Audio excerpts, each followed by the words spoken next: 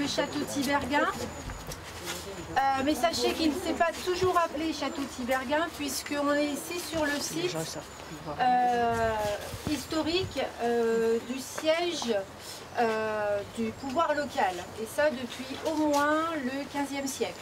Il y a eu évidemment des aménagements au fil du temps, au gré aussi des conflits qui ont pu avoir lieu ici. En tout cas, c'était quand même une zone de passage, comme vous le savez. On a été flamand, on a été espagnol, on a été autrichien, donc au fil du temps, évidemment, le bâtiment original a subi quelques variations, on va dire. Il était originellement entouré d'eau. Il y avait les tourelles de chaque côté, quasiment à chaque angle. Ce château existait bien avant 1644, quand a été dessiné ce dessin. Le pont-levis se trouvait vraisemblablement là, et le petit pont en face. On a retrouvé des photos, des cartes postales sur lesquelles était encore inscrit Château Lagache, et on voit déjà ces grilles.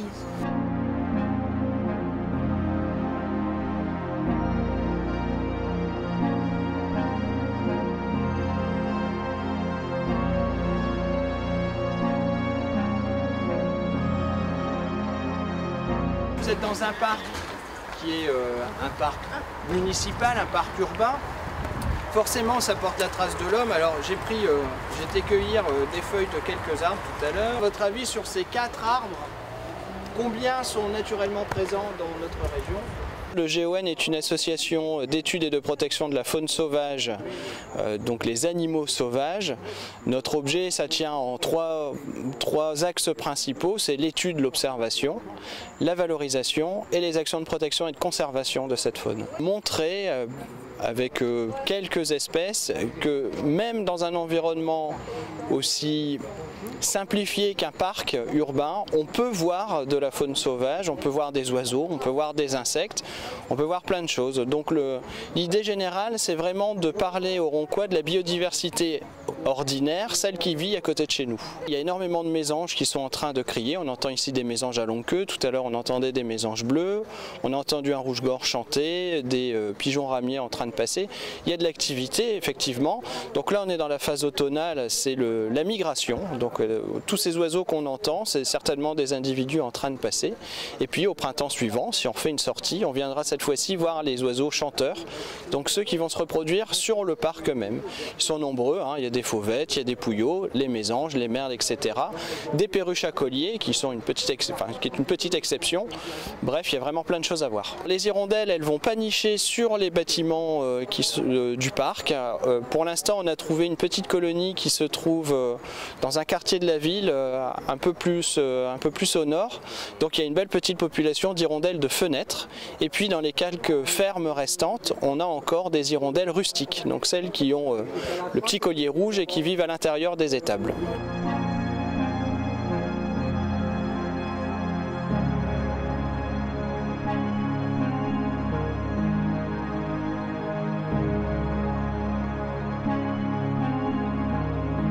Le fait qu'on craint les chauves-souris et souvent qu'on a l'impression qu'il y en a plein, c'est parce qu'on pense que les souris, ça se reproduit à grande vitesse, ça fait beaucoup de petits. C'est absolument pas le cas des chauves-souris. Les chauves-souris, elles font un petit par an, voire exceptionnellement 2 quand elles ont des jumeaux, ce qui arrive, mais c'est tout. Et elles peuvent mettre plusieurs années avant d'atteindre l'âge de la reproduction. Donc ce sont des animaux très différents des souris. Une souris, ça peut vivre à peu près 4 ans, son espérance de vie. Une chauve-souris, ça peut atteindre 10, 20, voire plus de 30 ans pour certaines espèces qu'on a suivies grâce à des programmes de bagages. Ce château Leurent, en 1850, on avait 2 frères Dupont et Dupont, qui s'appelaient Cyril et Henri, parce qu'en réalité ils étaient 3, mais là il n'y en a que 2 qui rentrent en jeu, qui vont rassembler 2 parcelles de terrain. Une parcelle qui se trouvait du côté de la rue du Billemont et une partie de ce parc. Il achète en 1850. Laurent Hasbrouck rachète cette maison au frère Dupont. Désiré Laurent, il est devenu quoi lui? Maire de Ronc. C'était le deuxième maire de Ronc qui s'appelait Désiré Laurent. La mairie a acheté ce château, ce qu'on l'appelle comme ça, pour en faire une crèche. Le projet s'est pas fait, donc il y avait ce projet crèche, un projet piscine, et puis un troisième projet d'espace public.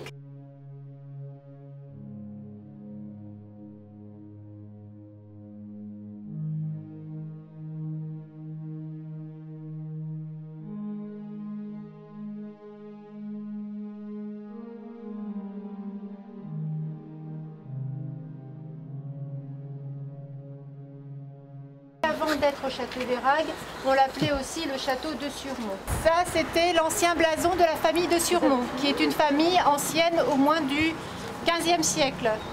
Pour tous les documents qu'on a pu retrouver, nous fait arriver effectivement au XVe siècle. Donc c'est une très vieille famille du Nord.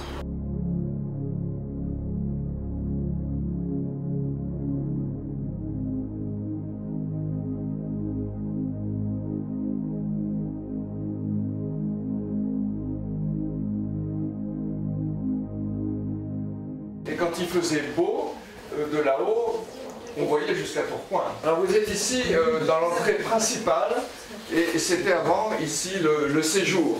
Il y avait un grand lustre au milieu, et un piano, là où vous vous trouvez de ce côté-là. Les deux portes que vous voyez, les deux portes derrière, donnaient sur la bibliothèque, de l'autre côté, et ici les deux autres portes donnaient sur la salle à manger. L'été, évidemment, on allait sur le perron et dans le jardin, qui lui était énormément réduit et modifié. Il y avait ce qu'on appelait la ferme tout au bout, les écuries, ici, et alors il y avait une troisième maison près du cinéma, qui était ce qu'on appelait la maison, nous, de Madeleine, qui était une maison louée, là-bas. Il y avait de la place. Une des filles de mon grand-père qui vivait dans un appartement qui avait entièrement été aménagé et isolé. À l'époque, Ronc, c'était maximum 5000 habitants. Hein. C'était un village. Il n'y avait rien. Hein. Il n'y avait rien. Il y avait Ronc et il y avait le Blanc-Four. Le Blanc-Four, on ne considérait plus que c'était Ronc. Non, c'était pas Ronc. De l'autre côté d'avoir place. Ouais. Il y avait la gare de Ronc. Moi, j'ai connu le train en gare de Ronc et le tramway. Et les grands-parents habitaient à Luin. En 1922, ils ont acheté ici, mais c'était très inconfortable. C'était une maison qui servait à l'époque de maison de vacances pour les deux Surmonts. Et entre 22 et 24, il y a eu des travaux. Ils ont définitivement emménagé en 24. Et après, bon, jusqu'à leur mort. Ici, la salle à manger était divisée. Nous avions ici une table qui était réservée pour les enfants. Quand nous étions jeunes, les enfants mangeaient ici ce qu'on appelait à la petite table. Et ici, là où vous êtes, et de l'autre côté de la cloison, il y avait une immense table qui permettait d'avoir une très très grande vue sur le jardin.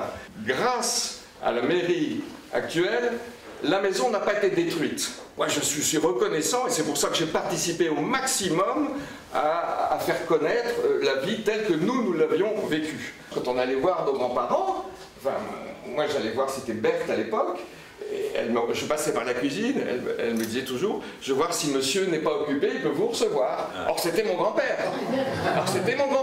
Ben oui, mais c'était comme ça.